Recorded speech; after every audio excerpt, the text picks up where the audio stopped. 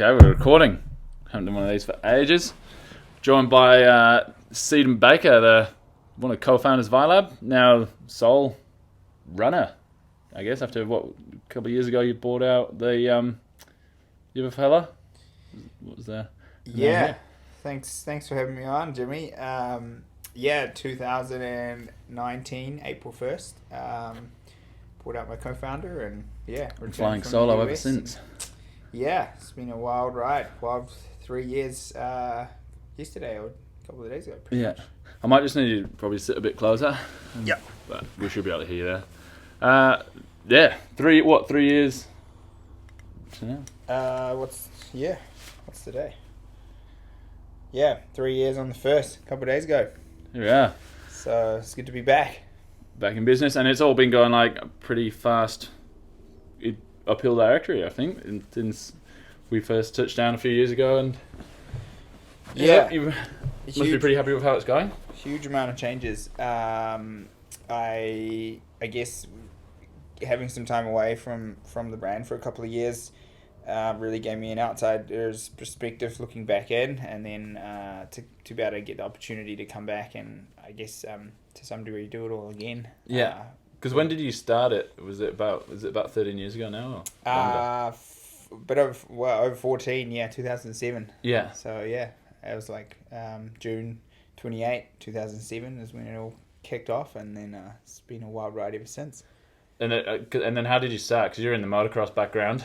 Yeah, so I was pretty much racing there full time for a few years, and my co-founder Maddie was a really good racer as well, but he'd gone off to university to study architecture. So he came out of uni, and we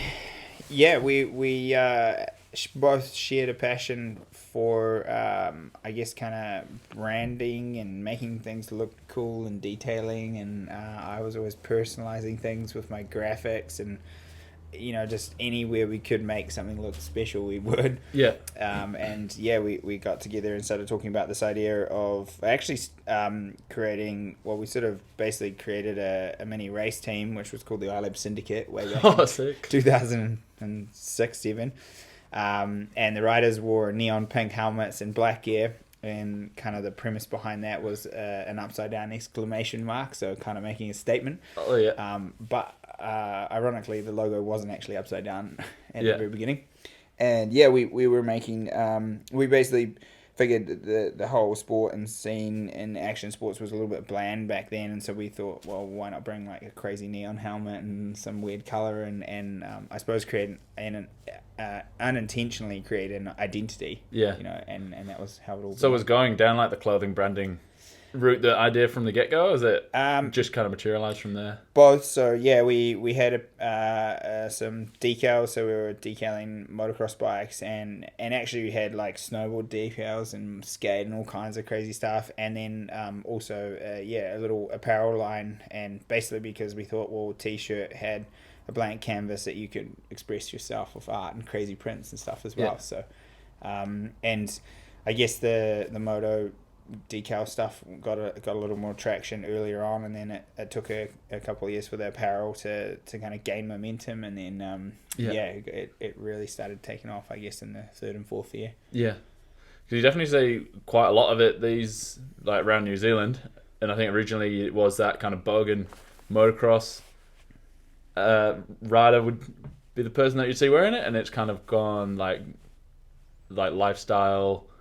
Actually quite a high like Auckland, like streetwear brand, and now we're touching on the mountain bike stuff. I think that's fair to say. And then I think obviously the early adopters were heavy into motorsport and action sport because that was where the brand was like deeply rooted. And so I remember being at a race a few years in, and like every second bike that rode by had iLab on it, and every second person that walked by was wearing it, and I was like, holy shit, that's something pretty good feeling. Yeah, it was pretty crazy. And I kind of knew then that we were getting some traction and momentum because we were just head down working just crazy hours. I think an average week for sure in those first couple of years was well over 100 hours, and the record weeks were like 127, 130 hour weeks, and it was just we didn't really have time to even look at what numbers and how anything was working. We're just making stuff Yeah. as fast as we could.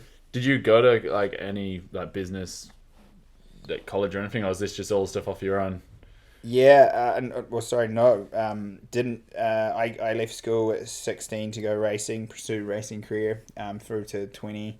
I think I just had my 21st birthday, or maybe just after we started out, but yeah, right around 2021. Yeah. I was really lucky though. I grew up, I grew up in Picton, top of the South Island, and my parents had diving and underwater commercial diving businesses, and Yeah. they kind of just would always show me, the books or like how things would work, and I was exposed to that pretty young. But to be honest, when I got going with iLab, I barely even knew what a GST number was or like how Yeah. that worked. And my mum actually worked for the first year for free for me as my bookkeeper and taught me all the basics. Accountant. And yeah, it was a crash course really in those first couple of years for the both of us. We just learned everything the hard way and firsthand. Were you still racing motorbikes when you were doing this, or was this like kind of a transition out there? Well, I had another deal to ride for the following year, but decided I wouldn't take a deal and just I did still have a dirt bike, and we were straight into the first year, and I'd got a bank loan to help get part of things rolling, and I think the South Island Champs was on up in Marlborough, and I was like, I'm going to go race this race. And my dad's like, do not race that race. You've got a bank loan. You've got a business now, all these things. And I was like, nah, it'll be fine. And Murphy saw crashed huge in the first lap of practice with someone else, another top rider. I landed on him over like a massive big jump and fractured two vertebrae in my back and dislocated my shoulder and broke some fingers and a few other things. And I think my father didn't speak to me for like a whole month. He was so angry. At least he didn't rub it in your face too. It would have been almost worse. Yeah, I told you so. Yeah. I basically had to get up. I got out of hospital and went straight back pretty much to work. I just like didn't have a choice and had just worked through it basically. But I thought I could still race and ride, and that went out the window real fast. It was just full time. And then we got back on the motos yesterday for that Dipton Trail ride, which was sick. But that was the first time you'd rode a moto for... Oh, yeah, long time. It was so fun. I mean, really brought back the love actually of riding moto as another type of kind of adrenaline, sport. But thank you to yourself and Luce and a bunch of the other crew for getting me back on a bike. It was epic. And Henry, obviously, Henry Van Ash, is such a kind guy as well. Getting me a bike and getting me that's sick. It's a 350 because you'd had. I guess you were on 4 strokes when you were racing. Yep. But then not the electric start 350. It must have felt like a pretty much like factory bike compared to even what you used to ride. Yeah, straight out of the box, it was incredible. It was just like super. It felt like a full works 250, crazy fast, nice and light. Super amazing brakes, beautiful power, like bare unique fuel. Decals. Yeah. Epic Thanks Canal. to Ron and the team getting us all looking good. But it was just like so cool to ride with a crew. I think racing towards the end probably got a bit too competitive, and you kind of lose the passion and the fun of it a little bit. And just to ride with buddies and explore backcountry basically. Was sick. Because how you must have the burnout from the racing must have been pretty hardcore. Yeah, I had a really shitty last season in Australia and blew up a ton of motors, and it was just like one of those everything went the wrong way. Yeah. And so I was getting a little bit over racing as well, and that was it was just good timing really that the whole concept of iLab came about, because whilst I thought I could still do both, I guess it wasn't the end of the world for me. Although I remember my dad saying to me, "Hey, look, you're 20 now, and I don't want you sort of chasing something for another 10 years and wake up one day at 30 and not have got stuck into something." Yeah. And and it was probably the best thing I could have done, because I was able to transfer a lot of that kind of energy into something new, something fresh. And so I was gonna say is because with I think competing at the high level with the motorbikes and all that pressure, bringing that into that same regiment into the brand and stuff, do you think that's helped with I don't know, just being like handle that sort of pressure. Like you see people getting stressed about like relatively minor things sometimes, but when you come from a high stress racing background, I think those small things don't worry you and you actually do concentrate on the hard stuff. Do you think that's helped you in what you've done, or does it feel totally different? No, absolutely. Like so many similarities, and I think maybe different if you were starting a business that was not necessarily didn't necessarily have as enormous ambitions. Yeah. Whereas for sure, iLab from day dot has been a global championship type thing, so it's relevant to chasing as big a goal as you could racing, and huge amount of crossovers. I think probably the biggest one would just be resilience and like work ethic. I trained always hard for moto, and in work it was the same thing. It was like you work hard and you work as hard as you can. And we actually had this theory, Maddie and I, in the early years of like, if we just work like insanely hard, surely we can't fail. And I remember at the second year being like, holy shit, we actually could fail, and we were still working that hard, because they say, I think statistically, and I could be wrong these days, but it was like back then it was like 94% of businesses in New Zealand fail in the first 2 years. And there's like tens of thousands of businesses every year start, and they don't even make it through that second year. What do you think it was like the biggest hurdle for you to get over to get through that year to keep going to where you are now? I think it was honestly just resilience, because they said, look, it's if you can just get through. And I remember vividly, we actually paid the $100 fee and got a business mentor, which was really cool because it's a government subsidized program. So I think you pay an admin fee and you get to sign someone. And we got this awesome guy, Lloyd, who was really amazing. And he would come in and be like, why isn't that printer going? And why is this? And, he'd just give us basic advice of like, we got to get a sales, forecast. And we ended up, it got so gnarly in the second year. We were only paying ourselves minimum wage. We had one employee. I think minimum wage was like $10.70 or $11 back then. And we were working like 100+ hour weeks and got paid for 40. So we were just kind of scraping by. And it was so gnarly, we had to drop down to 4 days a week. So I think it was like 32 hours a week at $11 or something. And we're still, working the 100 hours. And we just scraped through, really. And it was like one of those... it was like we almost got to the end of the road, and then the phone rings and we got a 20 grand order, and it was like a dream come true, So I was gonna say, like, when you're doing that, what makes you, what was the driving force behind you to keep going? Did you have the vision of where you could get it to, like, real clear? Because I think, again, a lot of people, when you're working for minimum wage, when you're doing that many hours for minimum wage for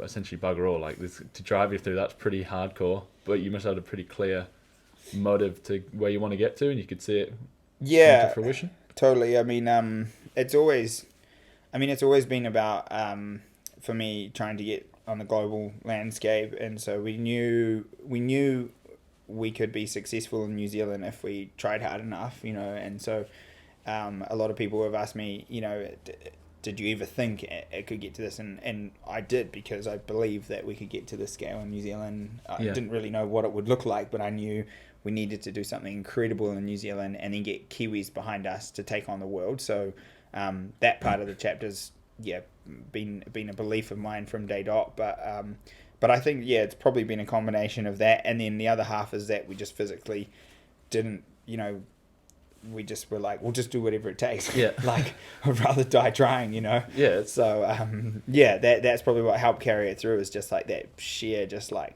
we can't fail and we have to just do it no matter what. That's good. I think there's actually a lot of people that don't realise that iLab's a New Zealand brand still. No, I feel like that might be changing now, but I feel like there's a lot of people think it's American. Interesting story. I'll tell that as quick as I can. But it was back before online was as crazy as it was, and we thought, well, geez, if we're going to go global, we should start acting like a global brand early. And so we told this really conceptual story that iLab actually came from another planet, and we sort of like decentralized iLab's heritage, and not because we weren't proud Kiwis. We just thought, we need to act like we're way bigger than we are. Yeah. And sure enough, we did that for the first 10 years and 10 plus years, and we almost, I suppose, like tricked many Kiwis into thinking we're like this big American brand that actually was just from New Zealand. And when I returned back to iLab in 2019, that was pretty much the first thing I did was like took away a lot of the old original conceptual story and just told the real story that, you know, we're from New Zealand, we've supported tons of Kiwis to do amazing things, and we're built by Kiwis because Kiwis, you know, supported us to get us to here. Yeah. And been on a much clearer mission to tell that story, I guess, the right way. I think because when you went away, you were in America for a lot of that, working for. What were you doing over there again? So I basically took some time away from the business because Maddie, my co-founder, and we wanted different risk profiles. Really, I really was ready to go offshore, and he was pretty tired and didn't want to take the risks, and which was fair enough. You know, we both put our heart and soul into it for the first 10 years. And so I headed up to the States, and for the first year I worked in Texas for a Kiwi company called Parking Sense, totally different industry altogether, but I wanted to work for a Kiwi business that was going global, and they were raised some money and they were doing some cool stuff. So that was really insightful to see, I suppose, how scale and things were happening in America. Yeah. And then the second year I was in Los Angeles and worked for or helped set up a business called Race Service, which is a motorsport media agency, which was again super insightful. Just everything from getting a visa to setting up a bank account to social security number to business to trading, tax, everything. So, and the whole premise behind a lot of that was to understand scale, international business market, and then got the opportunity to come back to iLab and was so stoked, obviously, to return and then almost virtually hit the reset button. Did you know when you went to America that the plan was to come back to iLab, or did the love come back when you could see it from the outside looking in and you were like, I've put too much into this to let it go? Or? Yeah, it was mixed emotions because I convinced myself it was a good idea to leave, obviously, and then I was lost for a while, for sure. If I'm not going to deny that I was just like woke up some days in Texas just going, what have I done? You know, like I've just walked away from my whole life, or the last decade of blood, sweat, and tears, and I guess I was keeping an eye on iLab because I was still half owner through those 2 years. But yeah, I came back to New Zealand one or two or a few times in between that, and I remember actually flying to Queenstown, and there was people at the airport wearing iLab. There's people in the plane sitting near me in iLab, and you know, people everywhere. And I was like, man, this is just so much left to give here that like we could take this thing global. And so the passion started coming back. And then, as I spent a bit of time, I was like, let's do this, you know. So it's just such a cool feeling to be back and re-energized almost. I suppose the 2 years off gave me a break as well. Yeah, but America was good. You got to work with a few like high-profile motocross guys. Like, do you say Anderson quite well? We had a pretty good party after the Supercross and all something. Well, I actually set up a bit of another project there, doing merchandise initially for Axel Hodges with Slayco, which was pretty cool. Oh, right. You started that with him? Yeah, well, he obviously had Slayco going, but we did all the initial merch. It was all Slayco. Oh, sick. Done by myself. And then I was doing all Bam Bam and Barsha's merch, which was pretty cool. Justin Brayton, bunch of cool athletes, which was pretty cool. And then was actually doing a bit of stuff with Mad Mike as well, who was previously with iLab. Matt Jones, we did some stuff. So it was a wild kind of couple of years just trying some different stuff, and then to be able to come back was even cooler. Yeah, and now we've the focus on the mountain bike line, but iLab's kind of like the main thing these days. Combination of things. So basically when I came back into iLab, I had always sort of believed to go offshore we needed to be a little bit more refined and a little bit more focused, and I think in that first 10 years we kind of expanded into a lot of sports and I suppose in some ways diluted ourselves into too many things. And I was becoming more and more obsessed with mountain biking as well, because Couscous or Fabian, who runs Team UR, had like got me hooked on it. I think it was part of a strategy just to get sponsors hooked on it, and then they just want to be a part of it. But it worked. And I guess I also saw the rise of e-bike and kind of just like families getting involved and commuter and commute trails and it was just like this whole cool scene that was exploding. And obviously I got to meet people like yourself and a number of other people who were super passionate about sport, and I kind of was like, well, we need to make performance gear for this sport because iLab had always been about experiences, and we didn't actually make a lot of experience driven gear. So it was just like, as you mentioned, primarily street and casual wear.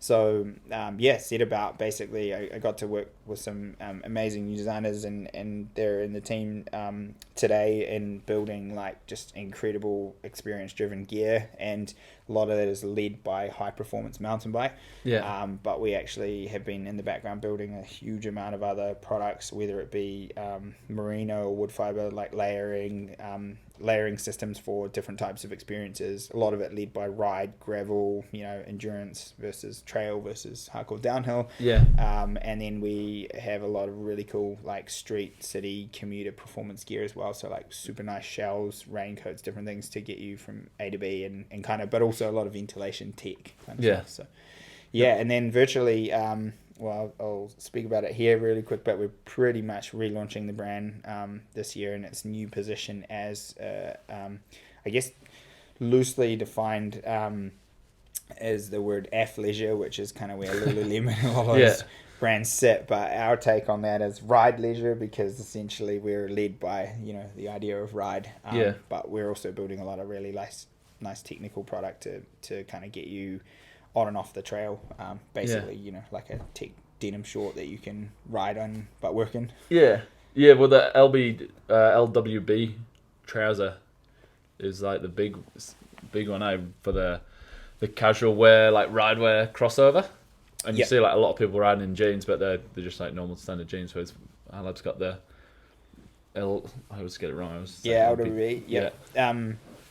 No, totally, and that's like a marquee product because it's essentially one that I suppose in a lot of ways defines iLab's positioning. Is that it's got a nice street look, and you can work in a nice clean black jean and look good, but you can go rip when you're out after work and it works, and it's that jean's got a water repellent coating, it's 4-way stretch, it's kind of antibacterial, it's got reflective tabs on it to run home at night, like it's kind of got a whole function. I think that's like another one of the things that stands iLab apart is how you've come from more the fashion, like streetwear stuff, and then integrated into the technical wear.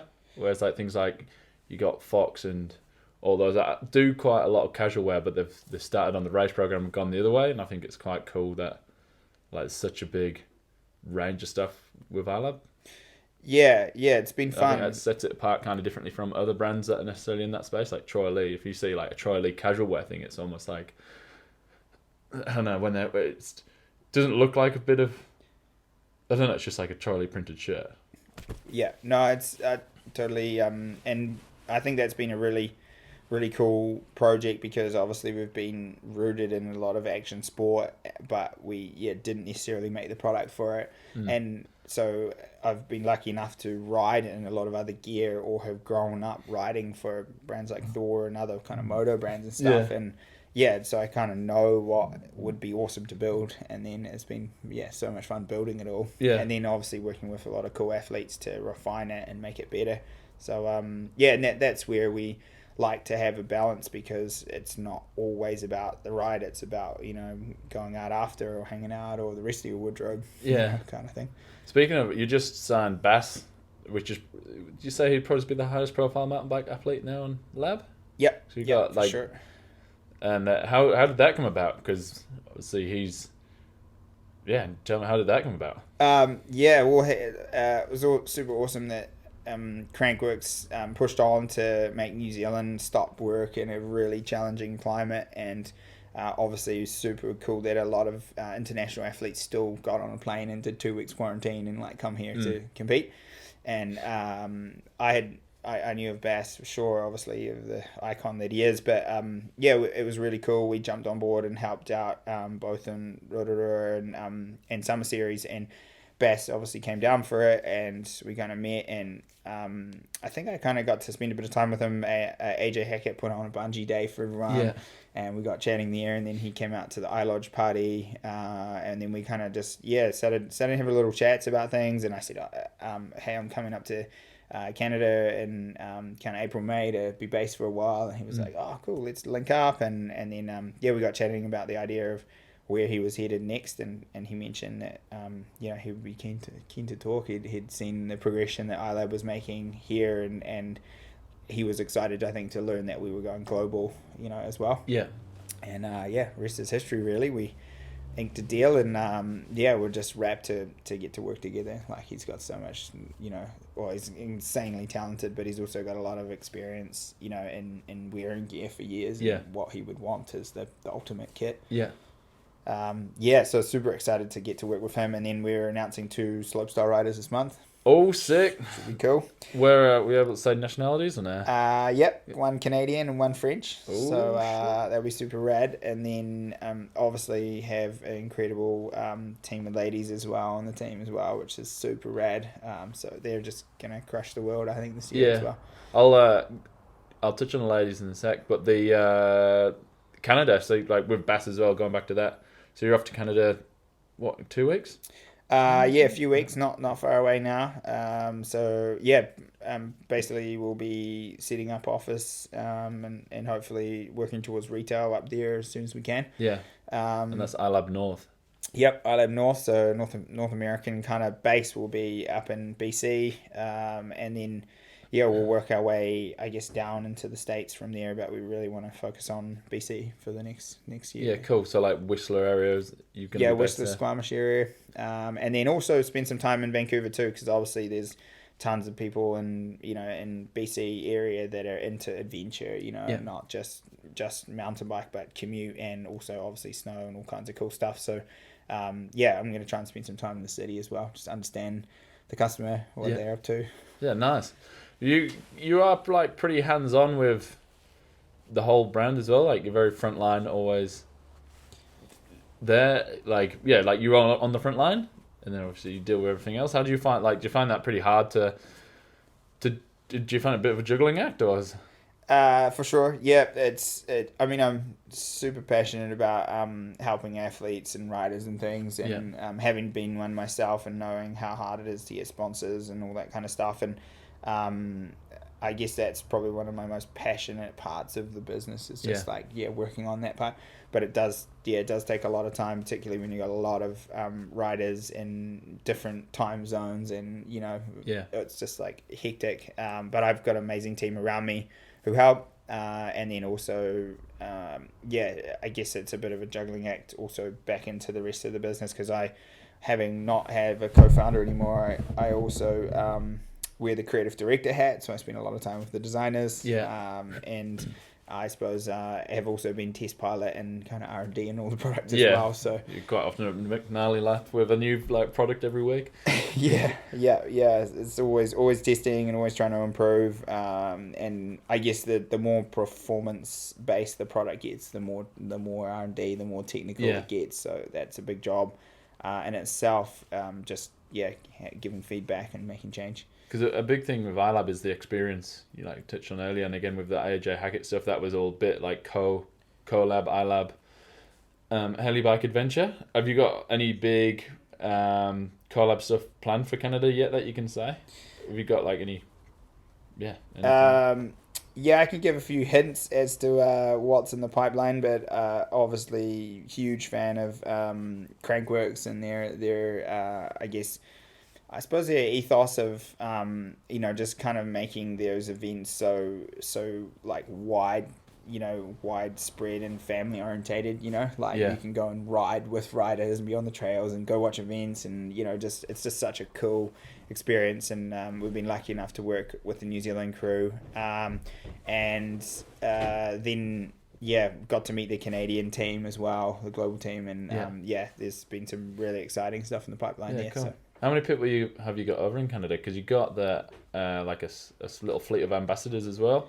Yep, yeah, so got a good crew of ambassadors, got a super rad couple of iLab full-time members up in North America, so Nate is our marketing, head of marketing dude up there, and then Holly is amazing as well, she's Kiwi, or Kaniwi, I think they call them, half Canadian now, being based there for 6 or 7 years, but yeah, so she's on the ground too, as kind of looking after all activations, culture, all that stuff. So yeah, a couple of full-time members so far, and then yeah, we have a epic warehousing team up there and stock and market now, and yeah, all things are ready to go. So. Ready to go for Canada. Yeah, hit the ground running when you get there. Yep.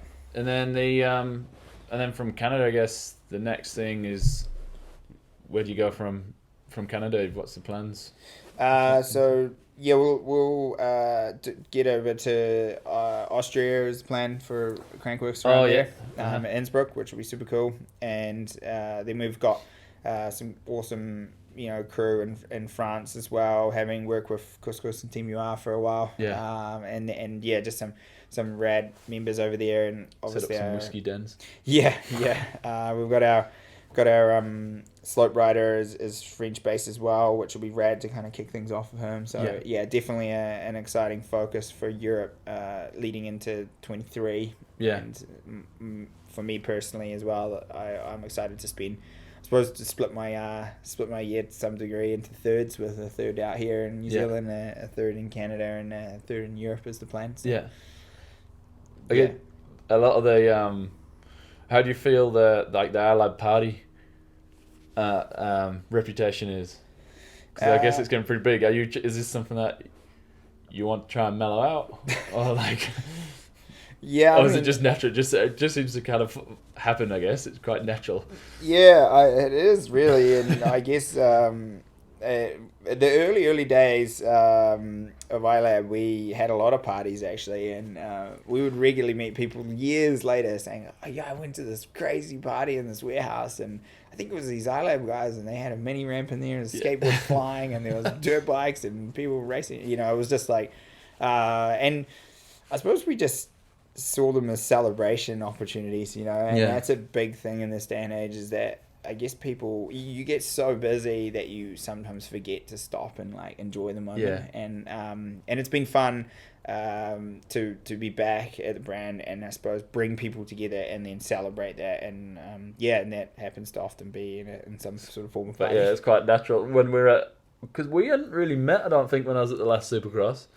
But we were, I was hanging out with a couple of guys who were just talking about this iLab party. It was like a bit like we're at this, because the after party for the Supercross at Auckland is like pretty open invitation. So we turned up there, but everyone was like, nobody really cared about the official Supercross after party, and there was like this little buzz about like the iLab. What if you don't mind this getting out? But anyway, so we ended up going there, and there was just like there's scooters flying around inside, and then there's like the secret little whiskey den around the back. And it was just like, just real, awesome. It was just like where the riders actually really wanted to be, which was like low key, but I guess it was never planned to be like that.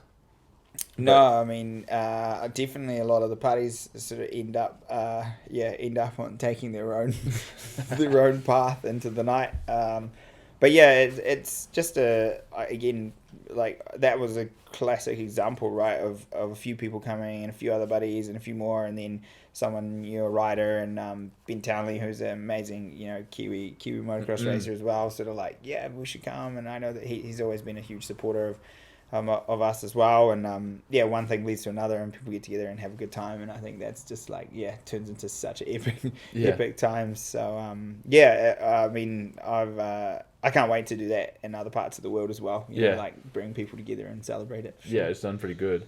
And with the iLodge here as well, we had like the good big Crankworks party as well.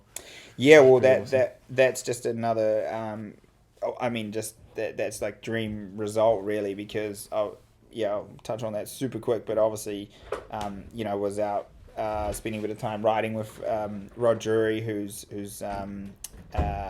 we're about to publicly announce it. Rod's major backer and supporter of iLab, which is super awesome, and he's obviously just got behind so many cool things. And we we're chatting, and I said, hey, look, it would be so cool to do, an iLab house, Yeah. and he said, well, why don't we call it the iLodge, well, there was sort of a bit of a gap. We wrote again, and then he said, look, I'm keen to help you Yeah. guys figure this out, and so yeah, we found the old Mangy Moose Mangy Lodge Moose, was up yep. for sale, and managed to make all that deal stick, and then turn it into the iLodge, which is in essence the iLab house, and and then now we've got just like this epic facility to kind of not just have parties, but obviously kind of again just bring people together, which is just really getting started. Well, like you said, it's more about that experience, and the plan is for people to be able to, not just athletes, but everyone to be able to enjoy that house moving forward. For sure, and that was what the goal was, is just to and I think that's probably why the parties have always been epic, is that they've never really been like a small group of people that you weren't allowed to come. You know, like obviously sometimes you got to have kind of RSVPs and limits to some degree, but at the same time we've tried to just always be as inclusive as we can, just get as many people in, and that's quite often people who don't know any of us. They just come and have an awesome time and go, wow, how cool was that? Because you had the female ride this weekend, which is again like quite different to some others that have happened, like with the Red Bull formation stuff. That's all kind of like invite, and obviously it's a bigger rider, like it's a freaking pretty much mini Rampage and stuff, but it's very exclusive. Whereas like you've had the females ride camp this weekend that's just brought girls from all around New Zealand down. Like, how do you think it's gone? Like, same premise. I mean, we actually got all of our girl riders together and said, what would be the ultimate, kind of all-time weekend, for you girls? And they were like, just, an easy flow format, real fun, dip in and out. If you want to do it all, cool. If you don't, and obviously, Megazafest is a really amazing, kind of style, set up, and such a, it's just a, such an incredible celebration type week or weekend. So premise for this was the same. It was just like more of a celebration of girls riding and the progression of the sport, and then getting together. So I think it's killer so far. And obviously Dan Queen's had their amazing enduro, which is going from like strength to strength. So it was so cool to work with them in and around it, because it's just like a super popular weekend. For girls getting out on the trails. So it's super awesome, and looking forward to more of that happening. Really, it's killer. And then iLodge was kind of the base for a lot of the crew. So had heaps of girls from around the country stay there, which was cool. What's next? Have we got any more like events planned or things that you'd like to see happen for iLab? What do you think the next steps forwards are? Crazy year ahead with new markets. Obviously, the Canadian or Northern Hemisphere summer is going to be super busy. So we'll probably be, I suppose, a little wee bit quieter on the side of the world in New Zealand going into winter. But we have a lot of other fun activities and projects like Snowmoto with Hamish and the crew up there. So there's always cool adventure and stuff happening. But for us, it's probably the biggest chapter of iLab ever. This is truly the first year that we are taking the brand to the rest of the world. And it's just it's been 14 years in the making, I guess. So it's we've had little stints abroad with pop-up shops and things, but they've always really been like a test, whereas this is like all or nothing kind of thing. So I think it's going to be from when we had a catch up a couple of years ago, from when you were moving more into the mountain bike side of like technical wear to where we are now. A lot of the things you've said, they've happened, which is pretty cool, and you must be pretty stoked to feel like your objectives are getting ticked off the list. So much. And honestly, in that first year back, that was pretty hard because we didn't have the products that I knew we could make, and we didn't have the time under our belt, the R&D. And there was times where I was like, oh shit, is this all gonna work? And there's a lot of changes, and some people were like, don't break what's not broken, and you guys are crazy changing all this stuff. And but I pushed on with it, and then obviously COVID hit in 2020, which was a curveball. Pretty hard year. But we came out swinging, and as gear started hitting the market, and I guess the initiatives that we were doing just started coming together. Then I really started going, you know what, like this this is on the right path. This is what I believed in. Yeah. And ever since then, we've just been going from strength to strength every month. There's just more people, joining the brand, more amazing kind of stories of people just rediscovering iLab almost. Yeah. And to the earlier point you made, I think we just we touch such a broader customer now. Like we don't just kind of sell to the traditional original motorsport kind of type customer. And there is just such a broad range of product that is street or ride leisure or tech, super tech. And even branding wise, we minimized a lot of the branding on certain things, so there's a mix if you want to wear a small brand, look a little understated. Do you and then also, like, do you aspire to be known as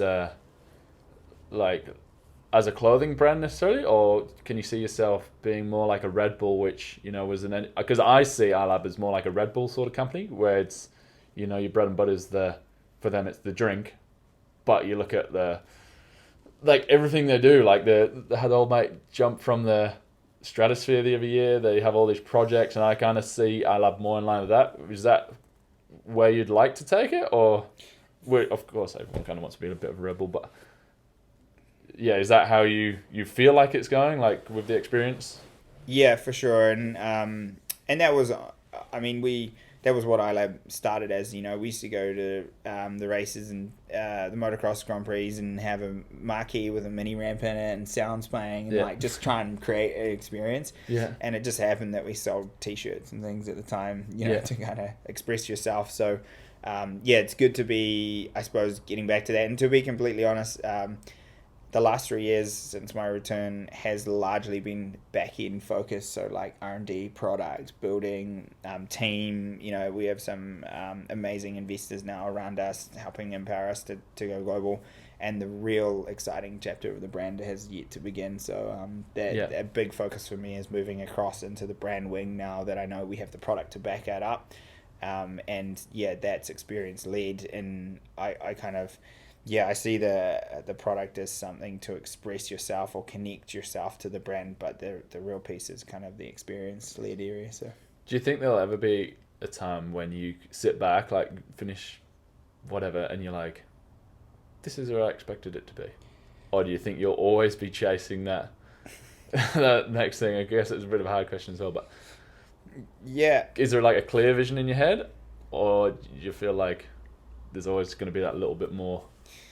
I guess they say, entrepreneurs are always searching for the next thing and kind of chasing that next adrenaline. And I definitely have had to remind myself that lately at times when it has been incredibly stressful, and I kind of keep saying to myself, well, if I wasn't doing this and I was sort of just sitting in a whiskey den somewhere, would I actually be that excited, or would I just be bored? This is kind of the adrenaline and the journey that I've wished for. So but in the back of my head, I have some idea of what I'd love it to look like at global scale. But I think the measures of that for me are definitely not financial. They are personal goals of the amounts of people I want to help learn to ride a bike, or athletes compete globally, or just like fueling people to do cool stuff. Well, that's kind of partly where the name for this podcast came around, because we're always talking turkey,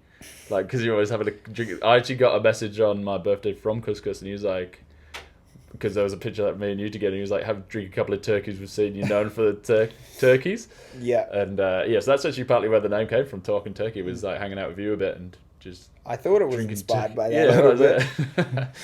We definitely had a few turkeys in our time, talking turkey and having a couple of turkeys, and it's just so... and that's the thing. It's just for me, it's like experiences, right? Like because and that's not always about expensive experiences, right? Like you just ride your bike these days into the hills, and you're like, that was just priceless. Like the feeling of that is just so liberating, and it's awesome. But like Dipton yesterday, for example.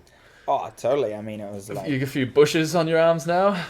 Ended up chasing you up, actually, a couple of the advanced paths that seemed damn near impossible to get a dirt bike to the top of. A few fences got flipped over. Perfect out on the bike, really.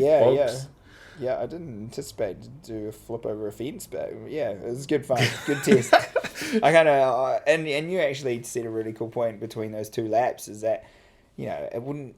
What would we be talking about if we didn't try and ride through that giant mud bog or up that crazy hill? It'd be boring. So like they're the bits that make the whole almost like the hardest, the shittest parts of the ride. Are the at bits the that time, you're not necessarily always thinking that when you're stuck underneath a sweating. 350, friggin' like no breath, but yeah, it's so fun, and I mean Queenstown as an example is just like a hub of experiences, and it's cool seeing people do life changing type things, I guess, a lot of the time.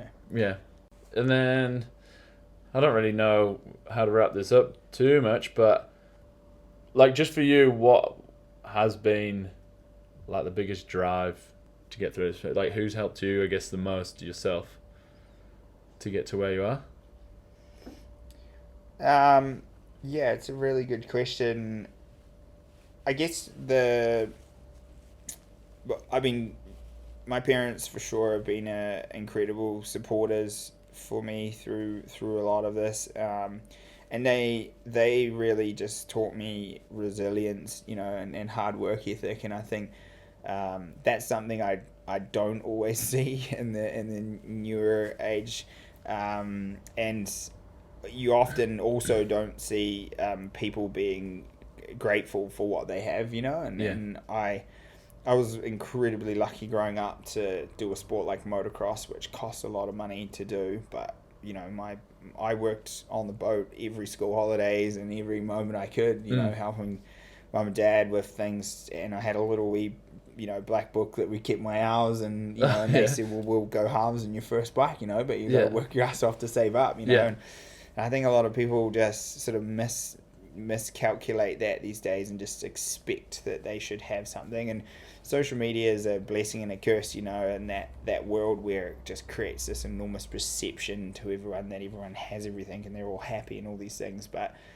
fails often to the pros of it is that you keep people connected. It's really cool. You can learn and all sorts of cool stuff, but equally the downside is that people aren't always and they feel a bit entitled, I think, because they see what everyone else has. Yeah, and people aren't always able to articulate the real hard work behind it. And a classic case is like, I actually would love to share way more of my journey on social, but I'm so busy most of the time. I don't actually even get time, to do it. So the busy people are too busy to actually tell you how hard it is. Yeah. And the people who perhaps sometimes have more time on their hands are painting a picture that isn't necessarily... You're always on the clock. I think I always feel quite bad when we end up starting talking about lab stuff. But it's always on. Yeah, I mean, I never give you a love rest. it, but to answer your question, for sure, my parents, and I guess just amazing other. I mean, there's too many people to probably list in terms of like who have been and gone over the chapters, but for sure your friends too. I mean, people around you who believe in you and who support you and back you and things like that, and then I guess equally milestones too, right? Because if you can set goals yourself and then hit them, or get close to them, but your goals were massive, then you kind of you build more confidence and more resilience and more experience, and for me, that comes with time. You can't fast track things. You can't just suddenly be a guru at all these things. Yeah. But years under your belt, you gain it and you learn more. Yeah. So I mean, it's just and been an incredible ride so far, and I kind of in a lot of ways feel like the real chapter's just starting. So yeah, hell yeah. I think I've talked to you about this in the past, but listen to the Gypsy Tales podcast. He always wants to do a big ride around New Zealand, and he comes over. Yeah. I reckon that Lab and Gypsy Tales we should do a mountain bike, dirt bike extravaganza. And for get sure. Townley, I'm gonna tag along because I'm coming up with the idea now. Yeah, no, totally. Gypsy was in the lab partying at the same party we were talking about after Supercross, and we keep in touch briefly. And he's a super rad cat too, and obviously Townley is the man too. So it was, I think Lab's great a idea. perfect company. Yeah, no, we have need this to get mega those tour. crew over here. I mean, it's basically just been on ice, hasn't it? Really, while Yeah, COVID, I COVID's guess. been here, Yeah. but it's only a very small jump across the ditch. So we need to get in touch and get that planned for next summer Yeah, for sure. and that will be an epic video. Oh, I reckon. yeah, that would be so much fun, and that's something I personally want to work towards is actually just trying to find the time to do more experiences, because it just keeps you living, I was stoked to get you back on the bike yesterday. That was sick. Oh, thank you. It was honestly, I was just buzzing the whole night last night, just being like, what a cool day, and Yeah. and sometimes it's just sitting around in the pits talking turkey, Yeah. like just having fun, and it's just all these different Laughing at little digs. touch points, touch points and moments of just with buddies that and you kind of just forget about the daily stresses, right? Like you just get Yeah. you get into the cool moment of like with buddies, just go, this is freaking. Oh, I mean, you call it defragging and switching off and like Defrag.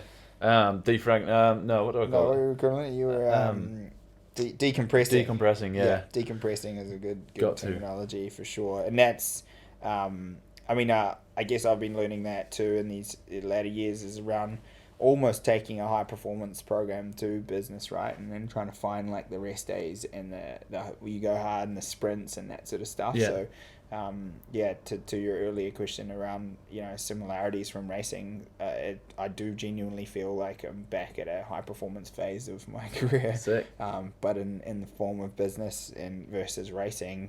But I've got the experience and I know the pace and I know the bits that I need to work on and the bits that we can be good at. So Yeah. it's cool. For anyone that doesn't know too much about what we're talking, what's the best way for them to keep up with iLabs and what you're up to through website, Instagram, or do you have a YouTube? We just fired the YouTube channel back up, which is cool. Sick. So that's I getting didn't know that. a lot of stuff Yeah. put back into it.